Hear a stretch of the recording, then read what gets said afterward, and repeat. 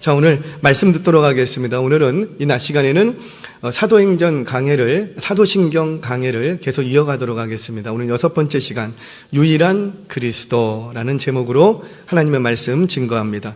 우리 지난 시간에는 예수님의 칭호 중에서 예수라는 이름에 대해서 말씀을 들었어요. 그 이름은 하나님이 친히 지어주신 이름이다. 다른 그가 아니고 오직 나사렛 예수, 목수의 아들, 그 가난한 목수의 아들, 그 요셉의 아들, 그에게 하나님께서 친히 지어주신 이름이다. 그 이름 속에는 자기 백성들을 향한 구원 계획이 담겨져 있는 이름이다. 그래서 그 이름은 우리가 구원을 얻기에 충분한 이름이다. 이런 말씀을 나누었습니다. 자, 그래서 오늘은 예수님의 칭호 그 2번째 시간으로 오늘은 그리스도에 대한 말씀을 들으려고 해요.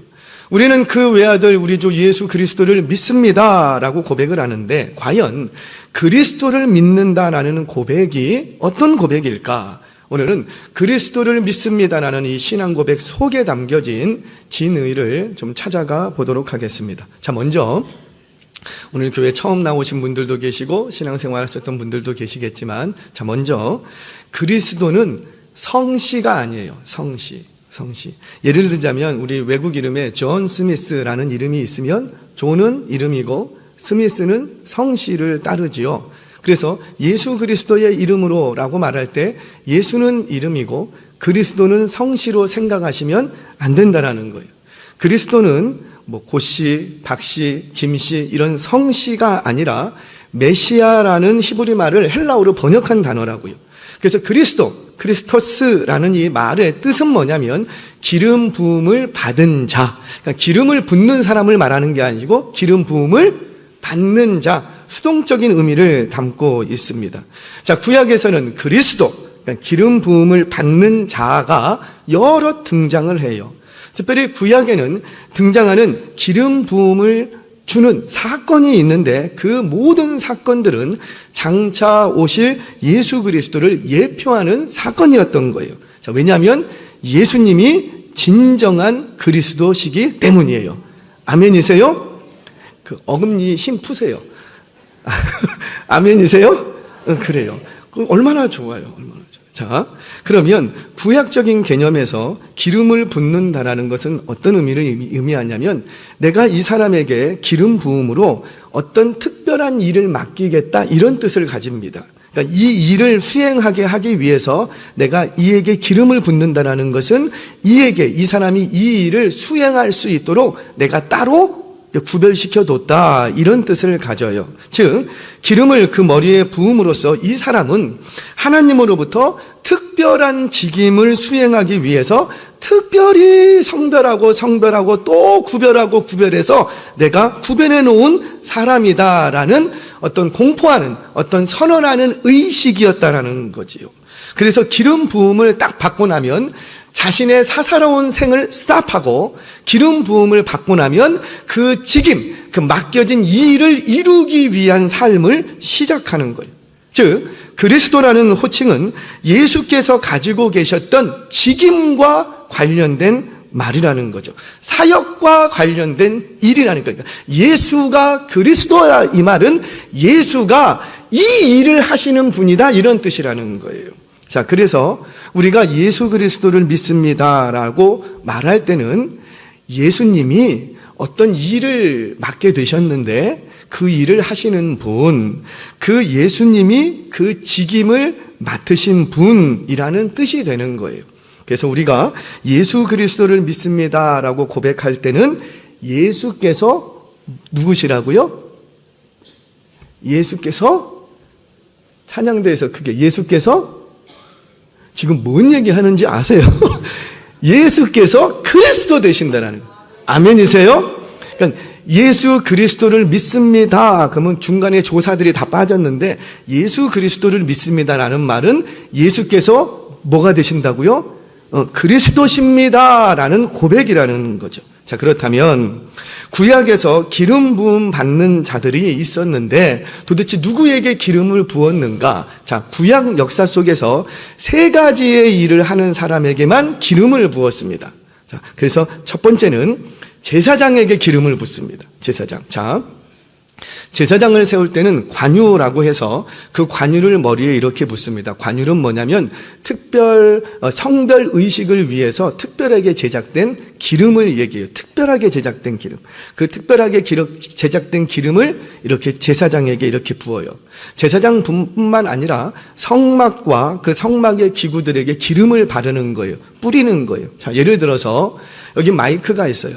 이 마이크는 여기에도 있고 노래방에도 있고 행사장에도 있고 다 똑같은 마이크예요. 그런데 이 마이크에다가 이렇게 기름을 바르면 이거는 어떤 용도로만 쓰고, 어금니 힘 푸시고 어떤 용도로만 쓰고, 그렇죠, 제사하는 용도로만. 그래서 여기에다가 기름을 바르면 성막을 떠나서는 하면 안 되는 거예요. 성막 밖으로 나가면 된다, 안 된다?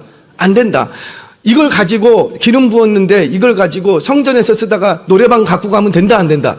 그거 안 된다라는 거예요. 그러니까 오직 기름을 발랐다라는 것은 무슨 일 하는 용도로만 써야 되겠다. 그렇죠. 성막에서 제사 드리는 용도로만 써야 된다라는 거죠. 똑같은 그릇이에요. 여기 있는 물컵이나 여러분들 집에 있는 물컵이 똑같은 그릇이야. 그런데 이 그릇에 똑같은 물병에다가 한쪽에는 기름을 바르고 한쪽에는 기름을 안 바르면 기름 바른 그릇은 어디서만 써야 된다? 그렇죠. 제사 드리는 용도로만 성막에서만 써야 된다. 똑같은 브랜드고 똑같이 시장에서 사갖고 왔어도 이 컵은 어디서만 써야 된다? 그렇죠. 그런 의미가 제사장에게 부어지는 거예요. 그런 의미에서 제사장의 직임, 제사장이 하는 일은 뭐냐면 하나님과 죄인 사이에 제사를 통해서 중재하는 역할을 하는 거예요.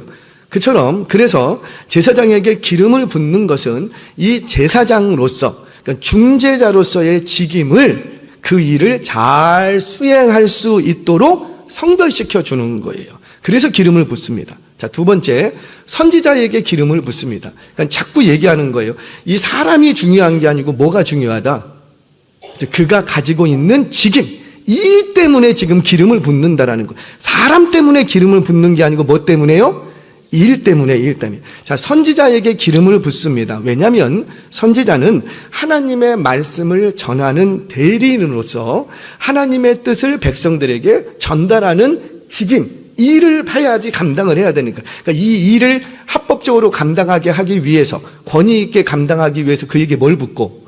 그렇죠. 기름을 붓는 거예요. 세 번째, 왕에게 기름을 붓습니다. 자, 왕은 자신이 힘 있고 자신이 똑똑해서 왕이 된 것이 아니라 하나님의 통치권의 대리인으로서 하나님의 그 백성들을 다스리도록, 본래는 하나님이 친히 다스려야 되는데 이 왕에게 위임을 시켜서 왕이 나 대신 내 뜻대로 다스려라고 어떤 권위를 부여해서 다스리게 했어요. 근데 다스릴 때 그냥 다스리게 안 하고 거기다 뭘 부었다고요? 그러니까 기름을 부었다는 거죠.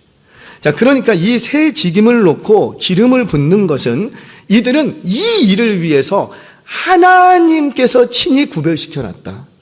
그러니까 누가 인정하시는 거예요? 그렇죠. 하나님이 인정하시는 거예요. 자, 이처럼 기름 붓는 사건을 통해서 백성들로 하여금 그 권위를 인정받고 따르도록 하기 위해서 기름을 붓는 거예요. 다시 말씀드리면 이 기름은 일을 위해서 기름을 붓는 거예요? 사람을 위해서 기름을 붓는 거예요?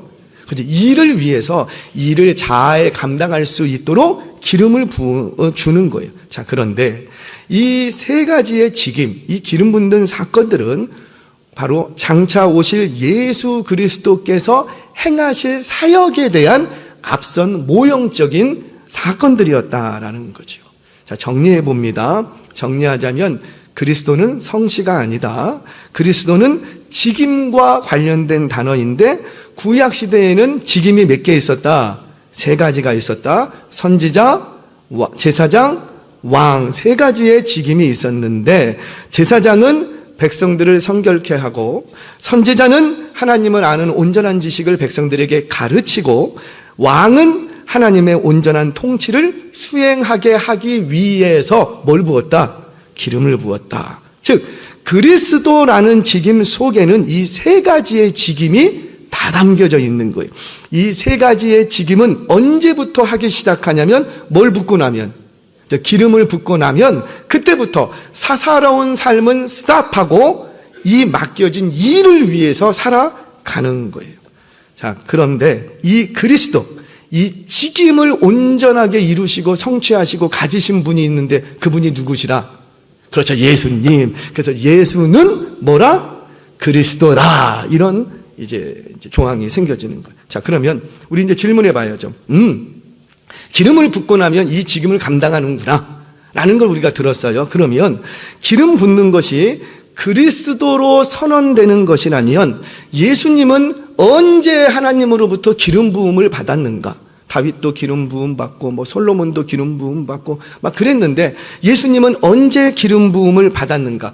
언제 받았을까요? 그렇죠. 오늘 읽은 본문이에요. 그래서 제가 이 본문을 택한 거예요. 오늘 읽은 본문이죠. 자, 오늘 본문은 예수님이 세례받는 장면이에요. 예수님께서 세례 받으시는 사건은 단순히 세례 요한에게 물로 세례 받았다 이런 얘기가 아니라 사실은 하나님께서 예수님을 뭘로 세우시는 거예요? 그렇죠. 그리스도로 세우시는, 그리스도로 선언하는 사건이었다는 거죠. 그래서 이때부터 예수님은 세례 받으시고 난 이후부터 그때부터 어떤 삶을 살고 자신의 사사로운 삶을 스탑하고 자기 백성을 구원하기 위한 그리스도의 직임을 부여받고 그 그리스도의 직임을 성취하기 위한 삶을 시작하더라는 거예요. 그래서 우리는 이 삶을 공생애 이렇게 얘기하죠. 그러니까 공생애는 언제부터 시작되는 것이고, 그렇죠. 세례받고 나서부터 시작되는 거예요. 자, 그러면 질문합니다. 여러분, 세례가 뭐예요? 세례라는 것은 뭐 여러 가지 얘기해도 일단 죄인이 세례받음으로 의인되었다는 증거를 얻는 거예요. 그렇죠. 물론 세례받았다고 의인되는 것은 아니라 죄인이 세례를 통해서, 그 의식을 통해서 자신의 죄가 씻김 받았고 의인되었다라는 증거를 얻는 사건이 세례 사건입니다. 자, 그러면 세례는 죄인이 받는 거예요? 의인이 받는 거예요? 그렇죠. 죄인이 받아야 돼요. 잘 따라오시는 거예요. 죄인이 받아야 되는 거예요. 그런데 죄인이 세례받고 의인되는 증거를 얻으니까 죄인이 받는 거예요. 그러면 예수님은 죄인이에요? 의인이에요? 그렇죠. 의인이에요. 의인도 그냥 의인이 완전한 의인이시라고요. 그러면 예수님은 세례 받으실 필요가 있어요? 없어요? 없는 거예요. 우리와 같지 않기 때문에 예수님은 세례 받으실 필요가 없는 거예요. 굳이 따지자면 우리에게 세례를 주실 수 있는 유일한 한 분이 계신데 사실은 그분이 누구라? 예수님뿐이 없는 거예요. 이것 때문에 세례 요한은 내가 당신에게 세례를 받아야 할 터인데 내가 어떻게 죄인데 내가 어떻게 당신에게 세례를 줍니까? 나는 세례 못 줍니다 라고 했다고요. 자, 성경을 봅니다. 마태복음 3장 13절 14절 말씀 같이 한번 읽겠습니다. 시작. 이때에 갈릴리로부터 요단강에 이르러 요한에게 세례를 받으러 오시니 요한이 말려 이르되 내가 당신에게서 세례를 받아야 할 터인데 당신이 내게로 오시나이까? 아멘. 그래요. 나는 당신에게 세례 줄 수 없습니다. 왜? 당신은 완전한 의인이고 나는 죄인이기 때문에 그냥 못 줍니다. 거부합니다. 그때 예수님께서 뭐라고 말씀하시냐면 아니다. 내가 너에게 세례를 받는 것이 하나님의 뜻을 이루는 것이다. 그러니 빨리 나에게 세례를 달라. 세례를 요청합니다. 자, 성경 보겠습니다. 이어지는 15절 말씀 같이 읽겠습니다. 시작. 예수께서 대답하여 이르시되 이제 허락하라. 우리가 이와 같이 하여 모든 의를 이루는 것이 합당하니라 하시니 이에 요한이 허락하니. 아멘. 비록 자기는 죄인이고 예수님은 의인인지라 내가 세례를 베풀 수는 없으나 이 일을 통해서 하나님의 뜻이 이루어진다고 하니 부득불 세례를 하게 되는 거예요. 자, 그러면 왜 죄 없으신 그분이 세례를 받는 것이 하나님의 뜻을 이루는 것이었을까? 왜 그랬을까요? 그런 거예요. 주님은 세례 받으심으로 인류의 죄를 뒤집어 쓰게 됩니다. 이것을 조금 고상한 말로 죄의 정가 이렇게 얘기해요. 자, 죄인이 일반적으로는 죄인이 사람들을 보는 앞에서 이렇게 세례를 받아요. 사람들은 세례를 받으면 이제 저 사람은 뭐가 됐다?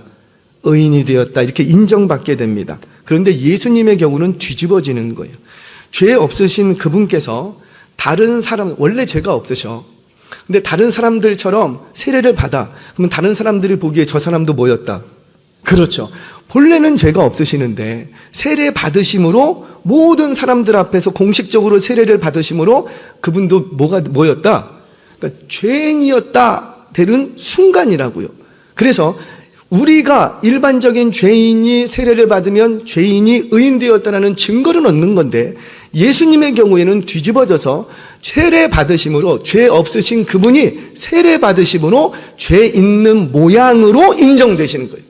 그래서 우리 예수님은, 죄 없으신 예수님은 이 세례를 통해서 이제부터 인류의 죄를 뒤집어쓰고 죄 있는 모양이 되셔서 이제부터 하나님의 준비하신 어린 양으로서의 길을 걷기 시작하는 거예요. 우리는 이것을 뭐라고 얘기하냐면 공생애, 이렇게 얘기를 하는 겁니다.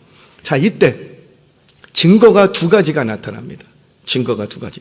하나는 성령을 통해서, 하나는 하늘에서 들리는 음성을 통해서, 이 두 가지로 증거를 하죠. 자, 성령이 세례받고 올라오시는 그 예수님에게 하늘로부터 성령이 비둘기의 모양으로 내려 앉으십니다. 성령으로 기름 부으시는 거예요. 그리고 또 하나의 소리가 들립니다. 하늘로부터 이는 내 사랑하는 아들이요 내 기뻐하는 자라 라고, 지금 세례받고 있는 예수님은 하나님이 인정하신, 하나님이 세우신 그리스도라는 것을 증거하는 사건이 되는 거예요.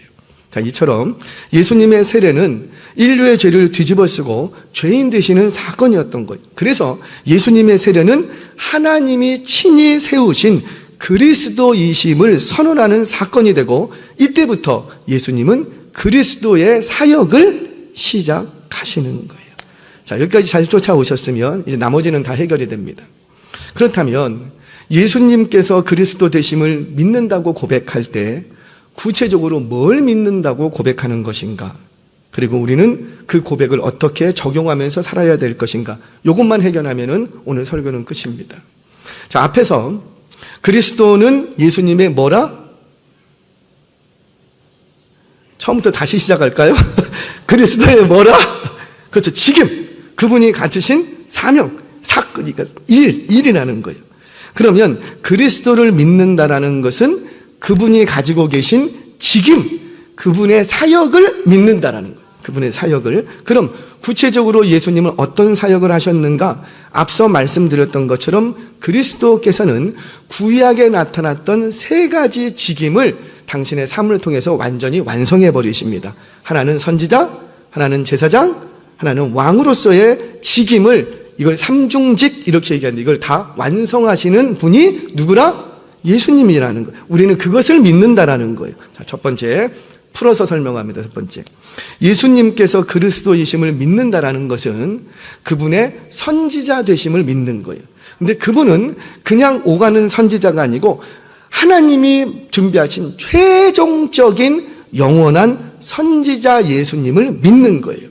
그래서 선지자 예수님을 믿는다는 것은 예수님으로부터 가르침을 받고 그 받은 가르침을 내가 삶 속에서 살겠습니다, 이런 고백이 담겨진 거라는 거죠. 자, 성경 봅니다. 요한복음 15장 15절 하반절 말씀 같이 한번 읽겠습니다. 시작. 내가 들은 것을 다 너희에게 알게 하였음이라. 우리 예수님이 오셔서 알게 했대요. 가르쳤대요. 깨우쳤대요. 근데 뭘 가지고 깨우쳤대요? 내가 누구에게 들은 것? 아버지께 친히 들은 것을 가지고 나는 내 말로 가르치지 않았다. 내가 알고 있는 것인데 내 말로 내가 가르치지 않고 내 철학을 가르치지 않고 누구께 들은 걸로만, 아버지께, 하나님께로 들은 것만 가르쳤다. 두 번째, 요한복음 8장 38절 말씀도 읽습니다. 시작. 나는 내 아버지에게서 본 것을 말하고, 거기까지만, 내 아버지에게서 본 것만 내가 너희에게 말했다. 그러니까 우리 예수님은 이 땅에 계시는 동안에 가르치시는 완전한 최종적인 선지자 사역을 감당하셨는데 뭘 갖고 가르치셨다? 아무거나 세상 학문이나 그런 걸로 가르치지 않고 아버지께로부터 친히 본 것, 아버지께로부터 친히 들은 것, 그것을 내가 너희에게 가르쳤다라는. 그래서 예수님은 우리의 최종적인 선지자가 되십니다. 그 최종적인 선지자가 되셔서 구속에 대한 하나님의 경륜과 뜻을 온전히 우리에게 가르치시고 계셨다는 거예요. 예수께서 이 땅에 오셔서 제자들에게 당신께서 하나님의 아들 되심과 그리고 하나님의 나라, 즉 당신의 나라가 도래했음을 가르치셨어요. 뿐만 아니라 구원과 영생, 그리고 구원받은 백성이 어떤 삶을 살아야 되는지를 가르치셨어요. 뿐만 아니라 아직 도래하지 않은 장래의 일까지 누구로부터 들어서, 그렇죠? 아버지께로부터 들어서 장래에 아직 일어나지 않는 그 일까지도 다 가르치셨다라는 겁니다. 자, 즉 예수께서 그리스도 되십니다라는 고백은 예수님이 우리의 최종적인 선지자 되심을 믿는 거예요. 아멘이세요? 자, 그렇다면 예수님의 선지자 사역은 하나님의 뜻을 가르치는 거예요. 전하는 거예요. 이 가르치는 사역은 예수님 공생의 기간주간만에 있었을까요? 그건 아니라는 거죠. 우리 예수님은 지금도 살아 역사하셔서 지금도 여전히 예수님의 선지자 사역은 계속되고 있음을 우리는 믿습니다. 어떻게? 우리 눈앞에 2000년 전 갈릴리 바다에서 가르치는 방식으로 2000년 전 산에 오르셔서 가르쳤던 방식이 아니라 지금은 어떻게 가르치시고 성령을 통하여 뭘 가지고? 성경, 말씀을 가지고 지금도 가르치시는 거예요. 그래서 우리에게는 내가 예수 그리스도를 믿습니다 이 말 속에는 나에게는 성경 한 권이면 충분합니다. 성경 외에 다른 어떤 계시나 다른 어떤 권위가 필요 있다 없다? 없다. 오직 성경만을 우리의 유일한 권위로 최종적인 완성된 계시로 받아들이는 거예요. 아멘이세요? 요즘 들면 어디 가갖고 나 하나님으로부터 어젯밤에 막 내 침대 머리맡에 와서 막 말씀하셨다. 엄청난 계시를 받았다. 막 이렇게 얘기하시고 지금도 유튜브 상에서 지금도 직통 계시를 얘기하시는 분들이 계세요. 어젯밤에 나에게 오셔서 누구에게 안수하라고 하고 어디 가서 말씀을 전하라고 해서 하셨다. 물론 우리 하나님은 그렇게 하실 수도 있는 분으로 저는 믿습니다. 왜? 우리 하나님은 못하실 게 없어요. 그러나 내게 어떤 계시를 주고 저에게 어떤 계시를 직통으로 주셨다면 그 주신 계시가 성경과 부합하는지 반드시 확인하시기 바랍니다. 그러지 않으면 그것은 다 진짜라 가짜라. 가짜. 미혹되지 마시기를 주의 이름으로 축원합니다. 자, 이처럼 사랑하는 여러분, 예수 그리스도께서는 이 땅에 계실 동안뿐만 아니라 지금도 여전히 우리에게 최종적인 선지자 되심을 믿으시기를 바랍니다. 그 믿음으로 우리는 오늘도 이 자리에서 말씀을 성경을 통하여 배우고 가르침받고 그 가르침받은 바대로 살아갈 수 있는 저와 여러분 되시길 주의 이름으로 축원합니다. 첫 번째, 내가 예수 그리스도를 믿습니다라는 그 고백 속에는 예수님이 유일한 최종적인 선지자 되신다. 나는 성경을 통해서만 배우고 그 배운 바대로 살겠습니다. 이 고백이 담겨져 있다. 자, 두 번째, 내가 예수 그리스도를 믿습니다라는 것은 중보자 되시는 예수님을 믿습니다 이 말이라고요. 자, 여기에 제가 중요한 성경 세 구절을 여러분들과 나눌 거예요. 조금만 집중해서 따라오시기 바랍니다. 자, 세 구절입니다. 히브리서 7장 27절 먼저 봅니다. 시작. 그는 저 대제사장들이 먼저 자기를 위하고 다음에 백성의 죄를 위하여 날마다 제사 드리는 것과 같이 할 필요가 없으니 이는 그가 단번에 자기를 들여 이루셨음이니라. 아멘. 자, 자막 그대로 띄워놔 주세요. 여기에 지금 뭐라고 표현이 되냐면 단번에 once for all 이라는 단어인데 단번에 자기를 들여 이루셨대요. 단번에 자기를 들여 이루신 사건이 뭐예요? 그렇죠. 십자가의 사건이. 할렐루야. 그 십자가의 사건. 근데 그 십자가의 사건을 해석을 하는데 뭐라고 하냐면 예수는 누구와 비교하냐면 저 제사장들과 같지 않다라는 거예요. 그러니까 즉 단번에 이루신 이 사건 속에 예수님이 뭐가 되시고 대제사장이 되셨다는 거예요. 이걸 기억하셔야 돼요. 두 번째 성경 구절입니다. 히브리서 9장 12절 같이 읽겠습니다. 시작.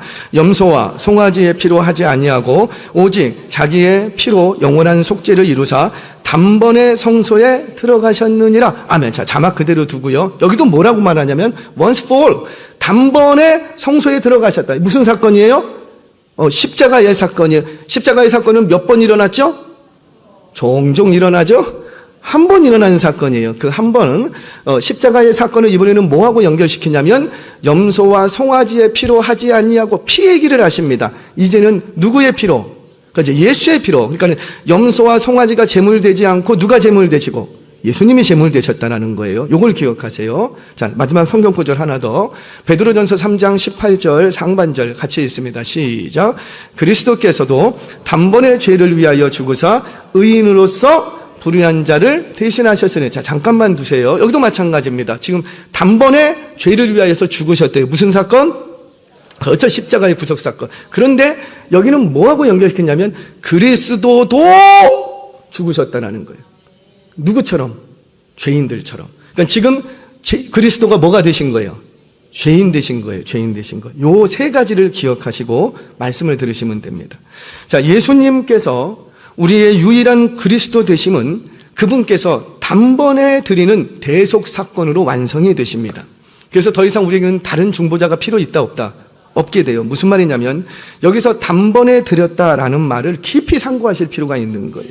단번에 드렸다라는 말의 의미는 이 한 번 드림으로, 이 한 번의 사건이 영원한 효력을 갖는다라는 의미예요. 몇 번의 사건이, 한 번의 사건이 영원한 효력을 갖는다는 거예요. 왜 그런가? 자, 설명합니다. 구약에서는 하나님께 나아가기 위해서, 그러니까 죄를 씻기 위해서 매일 또는 자주 제물을 가지고 성전에 올라갑니다. 제물 없이는 성전에 올라갈 수가 없어요. 하지만 지금은 어떨까요? 지금 여러분들 교회 오는데 지금 우리 여기 밖에다가 나는 소 한 마리 끌고 왔다. 양 끌고 왔다. 우리 그래요, 안 그래요? 안 그래요. 교회 올 때 어떻게 와요? 그냥 빈손으로 마음만 무겁게. 그러니까 오는 거죠. 뭐 하나 끌고 와요, 안 끌고 와요?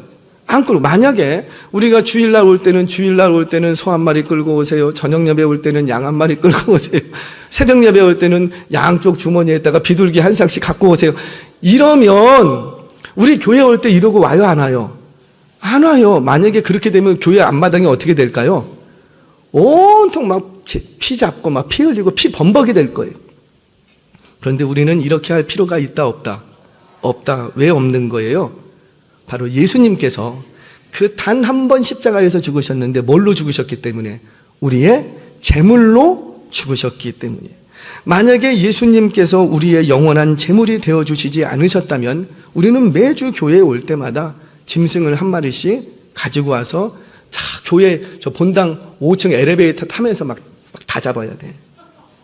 엘리베이터가 막 피로 범벅되고 막 피로 막 튈 거예요. 그런데 우리는 그럴 필요가 있다 없다? 없다. 왜?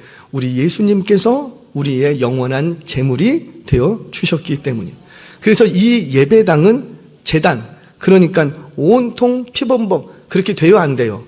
우리는 지금 어제 우리 청소했거든요.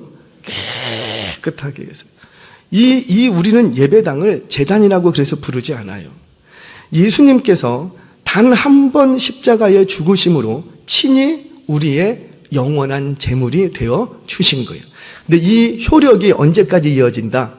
영원한 효력이라는 거죠. 다시는 제물을 가지고 교회로 올 필요가 없어졌다는 거. 아멘이세요? 자, 두 번째.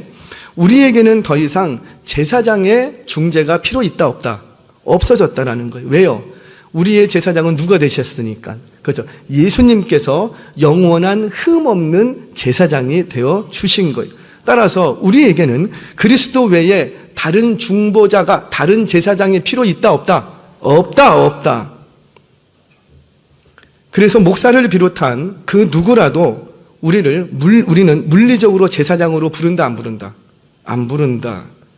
이단은 불러요. 가보세요. 이단은 제사장이라고 부릅니다. 사이비는 제사장이라고 부릅니다. 그러나 바른 교회는 목사를 향해서 저기 제사장 오신다 이런 말 해요, 안 해요? 안 하는 거예요. 물론 영적인 의미에서 제사장의 역할은 남아있지만 그렇다고 해서 물리적인 의미에서 제사장이라고 부르지 않는 거예요.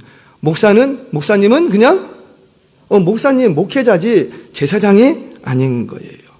자, 이처럼 우리에게는 다른 제사장이 필요 있다 없다? 없다. 자, 세 번째. 우리는 더 이상 죄인이다 아니다? 아니다라는 거예요. 왜냐하면 우리의 죄를 짊어지고 누가 죽으셨기 때문에, 예수님께서 죄인 되셔서 죽으셨기 때문에 더 이상 우리는 내가 죄인이, 예수 안에서 나는 죄인이 아니다라는 거예요. 자, 이처럼 예수님께서 단번에 자신을 드렸다라는 말은 once, 단 한 번이라는 회수적인 의미를 포함해서 친히 제사장 되시고, 친히 제물 되시고, 친히 죄인 되셔서 십자가에서 단 한 번 죽으심으로, 들이심으로 말미암아 영원한 효력을 갖게 되었다라는 거예요. 자, 따라서 예수 그리스도를 믿는 우리에게는 그리스도의 십자가 외에는 그 어떤 제단도 없는 거예요. 간혹 우리는 예배를 드리는 것을 제단을 쌓는다, 무슨 말인지 알아요. 무슨 의미인지도 알고. 그런데 제단을 쌓는다 표현을 쓰기도 하는데, 이것은 매우 홀리한 표현이기는 하지만 엄밀한 의미에서 우리는 예배를 드리는 것이지 제단을 쌓고 있는 게 아니라는 거예요. 강대상조차도 강대상을 제단이라고 부르는 것은 어떤 의미에서 부르시는지 충분히 이해하고 그 신앙의 중심을 잘 알고 있기는 하지만, 강대상은 그냥 강대상인 거예요. 그 이상의 어떤 신령한 의미를 부여하지 말라라는 거죠. 강대상을 제단으로 부르는 것은 자칫 세상 사람들로 하여금 오해를 불러일으킬 수가 있는 거예요. 어디만 제단이다, 여기만 제단이 되는 거예요. 그런데 아니라는 거죠. 자, 오직 우리의 유일한 제단이 하나 있는데 바로 어디라? 예수 그리스도께서 죽으신 그 십자가만이 우리의 영원한 제단이 되는 줄 믿으시기를 바랍니다. 또 어떤 한 곳만을 특정지어서 제단이라고 부르게 된다면 어떤 일이 벌어지냐면, 여기만 제단이면 다른 곳은 제단이 아닌 거예요. 그런데 그렇지 않죠. 굳이 제단을 찾자면 영적인 의미의 제단만 우리에게는 남아있는데, 바로 그 십자가, 예수님 죽으셨던 그 십자가의 의미를 살아내야 할 바로 그 장소가 우리에게는 영적인 제단이 되는 거예요. 자, 로마서 12장 1절 말씀 같이 한번 읽겠습니다. 시작. 그러므로 형제들아, 내가 하나님의 모든 자비하심으로 너희를 권하노니 너희 몸을 하나님이 기뻐하시는 거룩한 산 제물로 드리라. 이는 너희가 드릴 영적 예배니라. 아멘. 무슨 말이에요? 예수님 때문에, 예수 믿는 신앙 때문에 내가 죽어야 될 그 자리, 예수님 십자가에서 죽으셨는데 그 십자가의 의미를 살아내야 될 바로 그곳에서 내가 살아있으면 안 되는데, 내가 산재물 되어 죽어져야 되는데, 바로 그것이 영적인 의미에서는 제단이 되는 거예요. 이곳이 영적인 의미에서 제단이 되는 것처럼 여러분들의 직장이 여러분들의 제단이 되고, 여러분들의 남편 앞에서, 아내 앞에서, 또 자녀들 앞에서, 나를 못 살게 구는 그 직장 상사 앞에서 우리는 죽어져야 되는, 십자가의 의미를 살아내야 되는 바로 그것이 우리의 영적인 제단이 되는 거예요. 더 이상 어떤 물리적인 제단도 우리에게는 필요가 있다 없다? 없다. 어떤 신령한 말로도 이것을 대신할 수는 없습니다. 기억하세요. 우리가 예수께서 그리스도이심을 믿는다는 것은 예수님이 단번에 들이신 그 십자가 구속 사건을 믿는다는 거예요.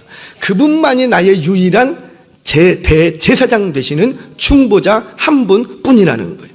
자, 마지막 하나 더. 예수께서 그리스도이심을 믿는다라는 것은 왕이신 예수님을 믿는 거예요. 아멘이세요? 자, 우리 성경 봅니다. 요한복음 3장 35절 같이 읽겠습니다. 시작. 아버지께서 아들을 사랑하사 만물을 다 그의 손에 주셨으니, 그러니까 만물을 다 누구의 손에? 예수의 손에. 이거는 권세를 주셨다, 통치권을 주셨다, 이런 의미지요. 우리 한 군데 더 봅니다. 에베소서 1장 22절 말씀 같이 읽겠습니다. 시작. 또 만물을 그의 발 아래에 복종하게 하시고, 거기까지만 보시면, 그러니까 모든 만물을 누구의 발 아래?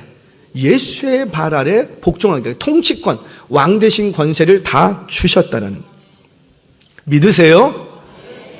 대부분의 성도는 예수 그리스도를 믿습니다 고백할 때 가르치시는 예수님, 선지자 되시는 예수님, 또 십자가에 달려 죽으신 중보자 되시는 예수님, 이 두 부분을 믿는 것에 대해서는 전혀 의심이 없습니다.